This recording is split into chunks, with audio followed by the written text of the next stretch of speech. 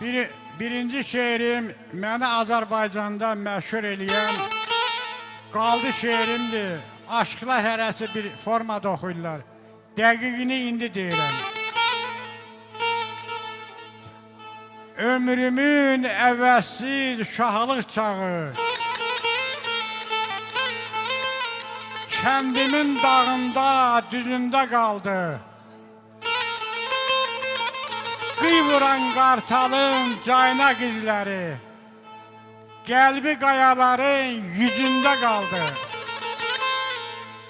Atamın fəxri idim, anamın tacı, dilim şirin idi, göz yaşım acı. Üstündə fəsəli nənəmin sazı, orta ocağının közündə qaldı.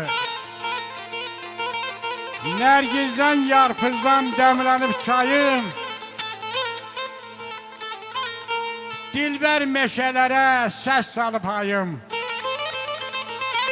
Məktəbdən gələndə yaxmalıq payım, nəhrədə ayranın üzündə qaldı.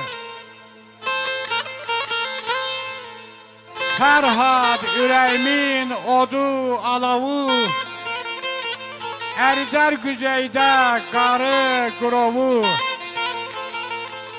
Gözümün mürgüsü, saçımın qovu, şüşürdə bir qızın dizində qaldı. Sağ ol.